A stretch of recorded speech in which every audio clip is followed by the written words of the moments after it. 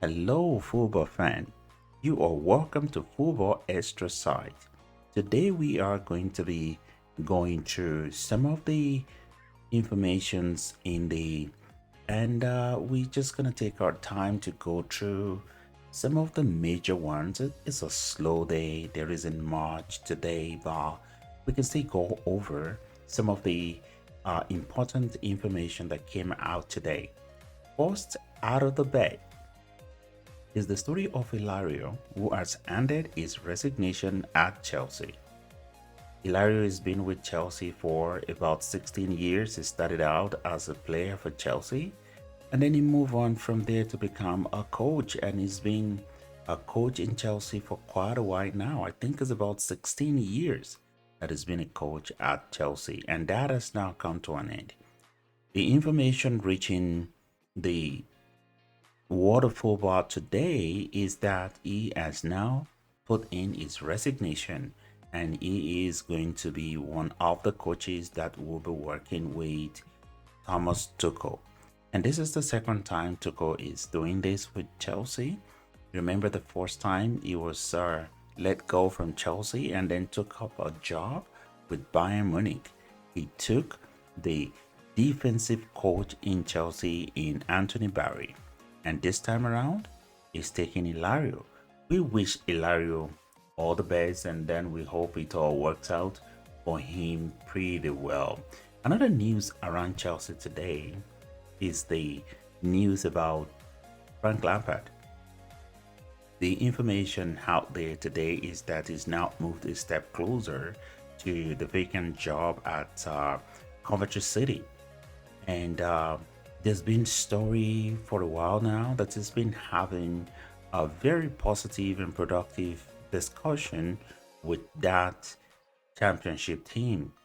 And for some of us who think that Frank Lampard is going to make a better sporting director, I personally think that that is where his gift really is. His gift is in that aspect, not really being a manager. But sometimes you just feel like something is for you and then you keep trying at it. I hope that this is going to work out for Frank Lampard this time around.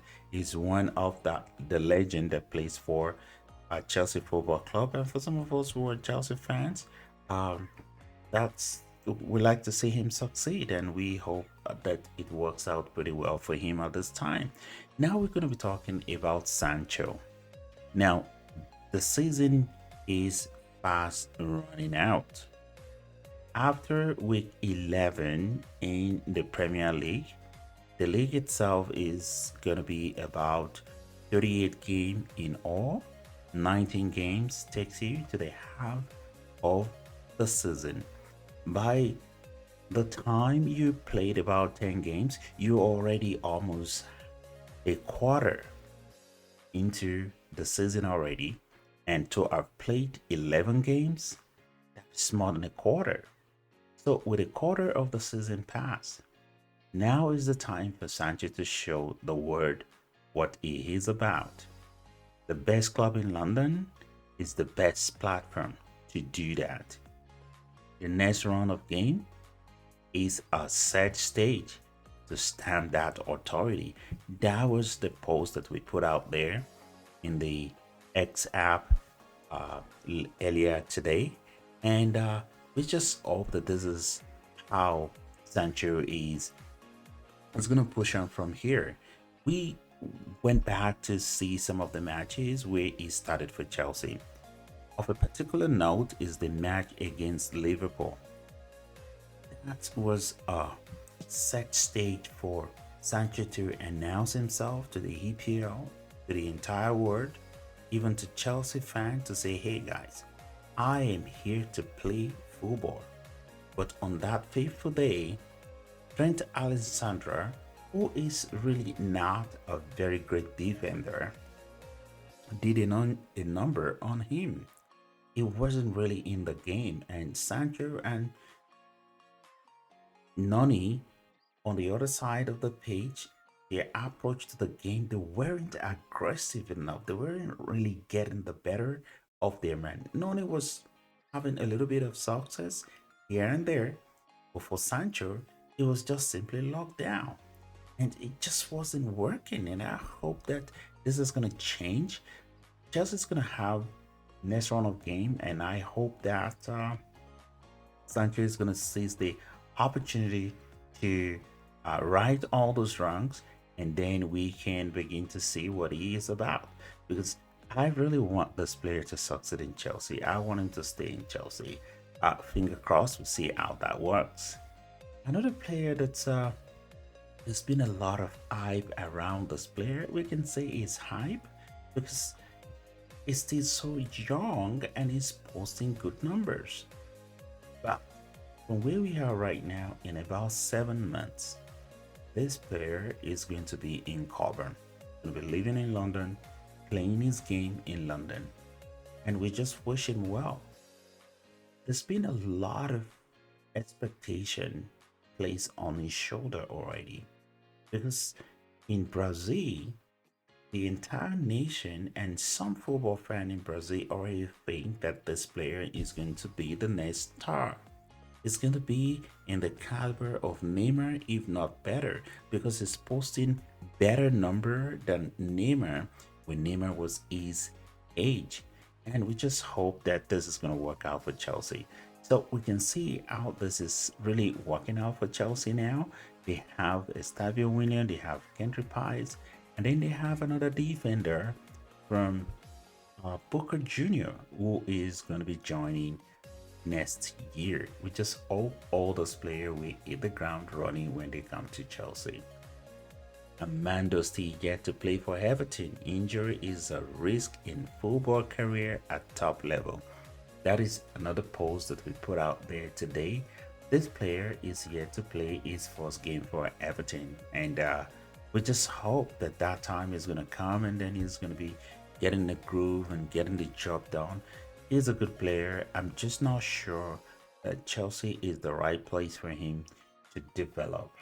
And that is what we have to say about Amanda Broja.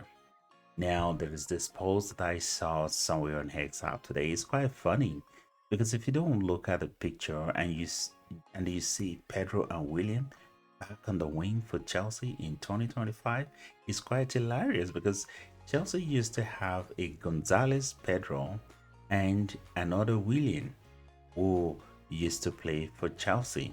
So both of them very good player, very good player. They score a lot of goals. They contribute a lot to the team. Why they were still playing here, and they're still playing. They're still in active football.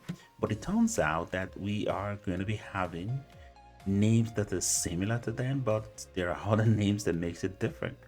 Pedro is a serious player, and this other young player is just really gonna ride on his back to get to the level that is going to work out for everybody at the end of the day. I just felt like this player at some point in future is going to end up in Barcelona, but he's starting out at Chelsea, and Chelsea is going to really have value for their money. I look forward to it. A lot of fans are already excited, looking forward to have this player in the ranks of Chelsea. In the women football today, this young player just signed a professional contract, I think it was yesterday, and had opportunity to play in the Champions League for Chelsea women today. Lola Brown. Lola Brown is the name, 17-year-old lady starting out. She was substituted into the game, and I saw her playing on the left hand side where Baltimore has been playing recently, and very confident on the ball, nimble on the ball, and we just wish her that she's gonna have a wonderful time in a senior career with Chelsea. And on that note as well, Chelsea won another game today. They are in the quarterfinal for all intent and purposes. They won their game today, and it was a pretty straightforward win for Chelsea. 3-0 it ended at Stamford Bridge. And there's something I saw in Stamford Bridge. It's like I don't know what UEFA is forcing all the teams to play in a big stadium. Sometimes what's the point playing in a big stadium with very fewer people there? It doesn't really help the player. I think that the football club should look for a smaller stadium where fewer people that comes there creates the atmosphere for the player. This would be the way to go for women football at this time.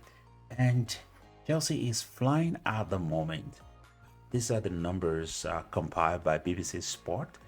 Within how many games they've played now? I think they've played about 23 games from the beginning of the season. So they have a large squad.